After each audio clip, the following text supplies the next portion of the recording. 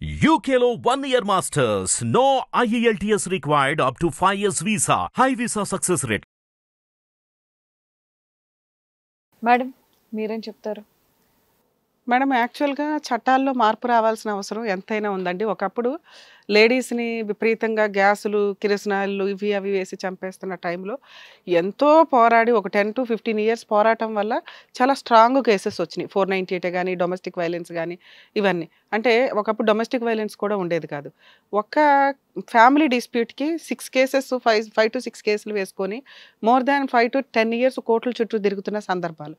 ఎందుకు అంటే లేడీసే విక్టిమ్స్, లేడీసే బాధితులు, లేడీస్ వెళ్ళి ఏ కేసు ఫైల్ చేసినా అబ్బాయి ఫ్యామిలీ జీవితాలు సర్వనాశనం అయిపోతున్న సందర్భాలు. వీటిల్లో మనకు ఒక 2017-16 టైంలో కొంత చేంజెస్ వచ్చి అరే కంప్లైంట్ ఇవ్వగానే అరెస్టులు అంటే హార్ట్ అటాకులతో ఇన్లాస్ చచ్చిపోతున్న కేసెస్ ఉండేవి. దాంట్లో అమెండ్మెంట్ తీసుకొచ్చి బిలో 7 ఇయర్స్ పనిష్మెంట్ ఉన్న కేసులు స్టేషన్ బెయిల్ ఇవ్వండి కంపల్సరీ అంటూ అమెండ్మెంట్స్ తీసుకొని వచ్చారు. దానివల్ల జెంట్స్ ఫ్యామిలీస్ కొంచెం ఊపిరి పీల్చుకుంటున్నాయి. ఆ స్టేజ్ దాటిపోయి ఎదురు ఉమెన్సే ఎక్కువ క్రైమ్ చేస్తున్న స్టేజ్కి వచ్చాం. ఏంటి ఇది ఒక కేసు ఎగ్జాంపుల్. ఇక్కడ ఒక కేసు మనం ఆపోజిట్ వాళ్ళని పిలిచినప్పుడు మన వాళ్ళకి కంప్లైంట్ ఇస్తే వాళ్ళు సెటిల్ చేసుకోవాలి అనుకుంటే కనుక ఇక్కడికి వస్తూ ఉంటారు. లేదా మేము కోర్టులోనే చూసుకుంటామండి రాము అనేవే ఫిల్టర్ అవుతూ ఉంటాయి ఎక్కువ. వీళ్ళు ఇక్కడికి ఎందుకు వచ్చారు అంటే ఇక్కడ అర్థమవుతుందనా? అదే చెప్తున్నా, నీ వాయిసే ఇక్కడ మాట్లాడతా. అక్కడికి వెళ్తే ప్రాబ్లం సాల్వ్ అయిపోద్ది 1 డేలో. పెద్దవాళ్ళని పిలిపించి వాళ్ళకి కౌన్సిలింగ్ ఇచ్చేస్తారు. ఇష్టం లేని ప్రేమకి ఉత్తమంగా ఒక అవార్డు ఇచ్చి మా ఇద్దరికి పెళ్లి చేస్తారు అనే ఒక అత్యాశతోటి ఇక్కడికి వచ్చారు.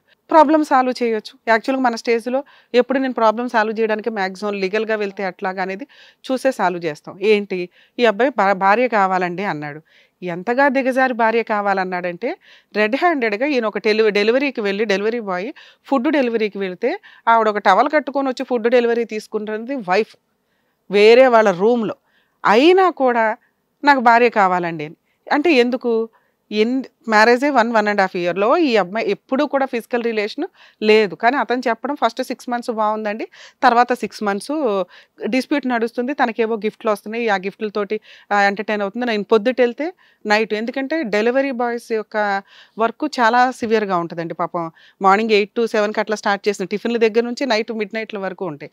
సో వీళ్ళు ఇన్ని డెలివరీలు చేస్తే అంత ఇన్కమ్. కొత్తగా పెళ్ళయింది, ఇన్కమ్ కోసం అబ్బాయి పొద్దుట వెళ్తే సాయంత్రం దాకా పని చేసుకుంటున్నాడు భార్య మీద నమ్మకంతో. ఇంకొకటి ఏంటి, మేబీ వీళ్ళకి ఒక పాయింట్ లీక్ అయి ఉంటుంది.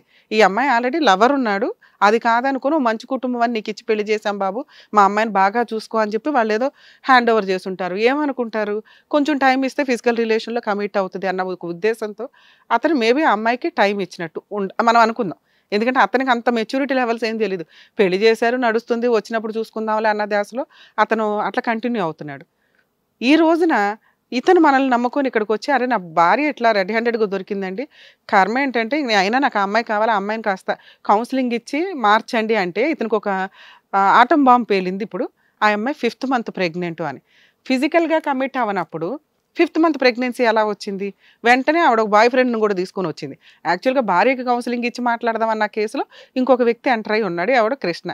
అతను చెప్తున్న విషయం, వాళ్ళిద్దరు మాట్లాడేది ఏంటంటే మాకు ఆల్రెడీ మ్యారేజ్ అయిందండి, మాకు పెళ్లి చేయండి. మ్యారేజ్ అయితే మళ్ళీ పెళ్ళి ఎందుకు? నిజంగా ఆ మ్యారేజ్కి వీళ్ళు మ్యారేజ్కి ఇంపార్టెన్స్ ఇస్తారా అంటే ఇవ్వరు. లీగల్గా అందరి ముందు పెళ్ళైన మ్యారేజ్కే దికాణం లేదు. వీళ్ళిద్దరూ ఒక రూమ్లో సీక్రెట్గా కట్టేసుకుని మ్యారేజ్ అని ఏదైతే అంటున్నారో అది వాళ్ళ మనస్సాక్షికి వాళ్ళకే తెలుసు లీగల్ మ్యారేజ్ కాదు అది అని. లీగల్ మ్యారేజ్ కాదు అన్నప్పుడు పెళ్ళికి ఇంపార్టెన్స్, మాకు పెళ్ళి అందరి ముందు చేయండి. ఇప్పుడు 10 సార్లు అని ఉంటారు వీళ్ళిద్దరు, మీ ఇద్దరు లవర్స్ని మాకు పెళ్లి చేసేయండి. ఈ పెళ్లి చేసేయండి అనేది అందరి ముందు పెళ్లి చేసుకుంటేనే లీగల్గా వ్యాలిడ్ అంటే మరి ఇతనితో అయిన పెళ్ళేంటి? దాన్ని వదిలించుకోవడానికి ఉన్న ఆప్షన్ ఏంటి? ఆ ఇష్టం లేని పెళ్లికి ఒక లీగాలిటీ ఉంది. లీగల్గా సాంప్రదాయంగా పెళ్ళిళ్ళు అయినప్పుడు మ్యారేజ్ ఫొటోస్ ఉండాలి, వెడ్డింగ్ కార్డ్స్ ఉంటాయి, వీటితోటి డైవర్స్ తీసుకున్నాకే ప్రాబ్లమ్ సాల్వ్. అదే పని మనం ఇప్పుడు చేసాం అనుకోండి, ఏది రవికి ఆ అమ్మాయికి, ఖచ్చితంగా అమ్మాయి ఫ్రీ అయిపోతుంది. వాళ్ళ తల్లిదండ్రుల స్వార్థం కోసం, ఆవిడ లవ్ కోసం ఒక వ్యక్తి యొక్క జీవితాన్ని ఈరోజు సర్వనాశనం చేశారు. ఒక కుటుంబం యొక్క వాళ్ళ ఫ్యామిలీ మెంబర్స్ అంతా కూడా సఫర్ అవ్వాలి. ఆ సఫర్ అయ్యే జీవితాన్ని కోర్టుల చుట్టూ తిప్పి ఎలా అయినా వదిలించుకుంటారు. కానీ ఈ రోజున ఆ వీడియో, మనం తీస్తున్న వీడియో ఏదైతే ఉందో అతనికి లీగల్గా వ్యాలిడ్. ఇతని ప్రాబ్లం సాల్వ్ చేసేయడానికి నేను ఈరోజు కనుక సెటిల్మెంట్ చేస్తే, బాబు ఈ అమ్మాయితో మ్యూచువల్ డైవర్స్ ఇప్పించేస్తాం బాబు అవసరం లేదు అని, ఖచ్చితంగా అబ్బాయి లీగల్గా సేవ్ అవుతాడేమో కానీ వాళ్ళిద్దరు కూడా హ్యాపీ అయిపోతారు. ఇంత తప్పు చేసిన వ్యక్తుల్ని అంత ఫ్రీగా వదలాలని నేను అనుకోవట్లా. ఎందుకు అంటే డైవర్స్ ఇప్పిస్తే వాళ్ళిద్దరూ ఫ్రీ అయిపోతే వాళ్ళిద్దరే బయటికి వెళ్ళి పెళ్లి చేసుకుని చూసావు అంటే చాలా మందికి వీళ్ళు రిప్రజెంటేటివ్స్ అవుతారు. ఒక హస్బెండ్ నోర్మైవమ్మా మాట్లాడుతున్నావు వచ్చి ఇక్కడ నోర్మై మాట్లాడుతున్నా ముందు అసలు నువ్వు మేము ప్రేమించి పెళ్లి చేసుకుంటున్నాం కదా. ప్రేమించి పెళ్లి చేసుకున్నప్పుడు నువ్వు చేయాల్సిన పని ఏంటి? ఏం చేయాలి చెప్పు, ఏం చేయాలి కదా రిలేషన్షిప్ వీళ్ళేం చేశారు చెప్పు. నీ హస్బెండ్ వాళ్ళు ఏం చేశారు? సరిగ్గా చూసుకుంటలేదు మేడం. మేడం నేను చెప్పాను నాకు ఇష్టం. సరిగ్గా చూసుకోకపోతే వాళ్ళ మీద కేసు ఫైల్ చేస్తావు, పెద్ద మనుషులు పంచాయతీ పెడతావు, కిటికీలు తెరిచి లవర్స్ ని ఇంట్లోకి ఇన్వైట్ చేయు, వాళ్ళ ఇంటికి వెళ్ళిపోయి టవల్స్ చుట్టుకోవు. ఎంత నమ్మక ద్రోహమైన పనులు చేశారో తెలుసా మీరు? మళ్ళీ మీకు పెళ్ళనే లైసెన్స్ కావాలి. పెళ్లికి ఏం వాల్యూ ఇచ్చారమ్మా మీరు? ఏం వాల్యూ ఇచ్చారని మీకు పెళ్లి కావాలి? ఆగో మాట్లాడుతున్నా ముందు ఇప్పుడు పోలీసులు పిలుస్తాం మీ ఇద్దరికి. అయినా పర్లేదు మేడం నాకు పెళ్లి కావాలి మేడం అమ్మతో. లీగల్ ప్రాసెస్లోకి వచ్చేటప్పటికి మేడం ఇతనికి డైవర్స్ ఇప్పించడం చాలా ఈజీ ఈ కేసులో. కానీ ఇతనికి కాంపెన్సేషన్ ఇప్పించాలి. వీళ్ళిద్దరూ లవ్ చేసుకున్నాము అని చెప్పి ఇది కోర్టులో జరగట్లా, ఖచ్చితంగా జరగాలి, మన స్టేజ్ మీద జరగాలి. ఒక తప్పు చేసి లవ్ అని చించుకుంటున్నారు చూసారా, నిజంగా వాళ్ళిద్దరికి పెళ్లి చేస్తే వాళ్ళిద్దరికి ఉన్న కొవ్వుకి హైపర్ యాక్టివ్కి ఖచ్చితంగా వీళ్ళిద్దరు తిప్పి కొడితే ఒక 1-2 ఇయర్స్లోనే విడిపోతారు. అప్పటికి ఆల్రెడీ ఆవిడ ప్రెగ్నెంట్ కాబట్టి ఆ కేసులు వేసుకొని కోర్టుల చుట్టూ తిరగడం అనేది వాళ్ళు చూసుకుంటారు. ఇక్కడ ప్రాబ్లం సాల్వ్ చేయకూడదు, వీళ్ళిద్దరికి అసలు సాల్వ్ చేయకూడదు. వీళ్ళు కొంతకాలం కోర్టుల చుట్టూ తిరగాలి ఇతని లీగల్ ప్రాసెస్లో. అలాగే వాళ్ళ పేరెంట్స్కి తెలియాలండి ఇష్యూ. ఏదైతే పేరెంట్లు ఇప్పుడు చచ్చిపోయినా పర్వాలేదు అంటుంది కదా, ఇలాంటి క్రూరమైన ఒక కూతురు ఉంది, ఒక క్యారెక్టర్లెస్ కూతురు ఉంది అనేది వాళ్ళకి తెలియాలి, వాళ్ళ పేరెంట్స్కి, ఆ కృష్ణ వాళ్ళ పేరెంట్స్కి కూడా తెలియాలి. వాళ్ళెవరు ఇప్పుడు మాట్లాడతాం బాబు, వాళ్ళెవ్వరికీ కూడా మేం మాట్లాడతాం నాన్న, నువ్వెంత చెప్పావో మాకు తెలియదు కదా, మేము కూడా చెప్పాలిగా మా బాధ్యతగా. మీరు చెప్పారని మేము ఎక్కడ నమ్ముతాం? మీరు సీక్రెట్గా పెళ్లిళ్ళు చేసుకుంటారు, పైగా వీళ్ళ మధ్య ఫిజికల్ రిలేషన్ లేదంట. ఫస్ట్ నైట్ రోజు మాత్రం కిటికీ దూకి ఆ ఫస్ట్ నైట్ అయితే మీతోనే జరగాలి అని మీరు నిజాలు చెప్పారు కాబట్టి రికార్డ్ అయింది నాన్న. అదే మేము అబ్బాయిని కాపాడడానికి యూజ్ అవుతుంది, మీ ఇద్దరిని లోపల తోయడానికి యూజ్ అవుతుంది. మీరేమనుకున్నారంటే ఆ ఉప్పర్ తెలివితేటలతోటి మేము ప్రెగ్నెంట్ తెచ్చేసుకుంటే ఖచ్చితంగా ఈ అబ్బాయి డైవర్స్ ఇస్తాడు ఆటోమేటిక్గా, లేకపోతే వీళ్ళ దగ్గర కొంత కాంపెన్సేషన్ వసూలు చేసుకొని ఆరాంగా పెళ్లి చేసుకోవచ్చు. ఇంక తల్లిదండ్రులు ఏం చేస్తారు? ప్రెగ్నెంట్ అయినాక సూసైడ్ ఎట్లాగో చేసుకోరు. ఆ ఏడుపు ముందే ఏడవాలి ఇట్లాంటి కేసుల్లో. చెప్పాం మేడం, మేము చెప్పిన వాళ్ళు వినలేదు. ఇప్పుడు మాత్రం వింటారమ్మా? ఇప్పుడు వినేలాగే చేశారు మీరు, వినేలాగే చేశారు కాబట్టే ఇప్పుడు వాళ్ళు చచ్చినట్టు ఏం చేయాలనేది ఆలోచిస్తారు. నాన్న రవి మీ గురించి మాట్లాడతాను. మీరు ఈ రోజున ఉన్న చాలామంది జెంట్స్కి ఒక భర్తలకి రిప్రజెంటేటివ్ బాబు.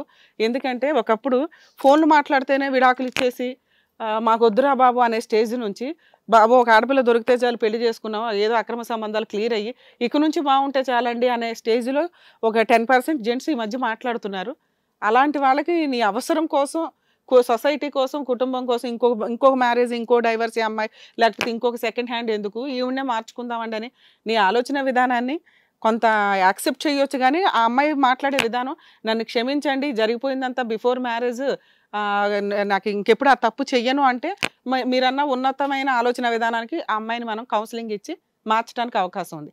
కానీ నీతో 1 year నుంచి దూరంగా ఉండి ఎదవ డ్రామాలు ఆడేస్తూ చుట్టాల దగ్గర, ఇళ్లల్లోనూ వాళ్ళ పేరెంట్స్ దగ్గర, వాళ్ళ పేరెంట్స్ బాగుండాలా, ఆవిడ బాగుండాలా, ఆవిడ లవర్ బాగుండాలి, నువ్వు నీ కుటుంబం సర్వనాశనం అయిపోయినా పర్వాలేదన్న వ్యక్తి ఎంత దారుణంగా ఎంత దారుణంగా బిహేవ్ చేస్తుందో తెలుసా? రేపు పొద్దుట ఏ వంటలో ఏం కలిపి పెడుతుందో కూడా మనకు తెలియదు. అలాంటి కేసు ఒకటి మేము ఈ స్టేజ్ మీద మాట్లాడాం బాబు. ఆ అబ్బాయిని కాపాడుకోలేక ఇబ్బంది పడాల్సి వచ్చింది. అర్థమవుతుందా? ఈ రోజున నీకు ఆ అమ్మాయి వద్దు, కానీ నీకంటూ పెళ్లి ఖర్చులేని నీ జీవితం నాశనం అయింది. ఒక ఆడపిల్ల జీవితం ఇద్దురా బాబు, నువ్వే ఇవ్వాలి. ఇప్పుడు వెళ్ళావు కదా గోడ దూకి, నువ్వు ప్రెగ్నెన్సీలు చేసావు కదా, పెళ్లి చేసుకున్నదో ఇతను, ఎంజాయ్ చేసింది నువ్వు, మరి దానికి కాంపెన్సేట్ చేయాలి కదా.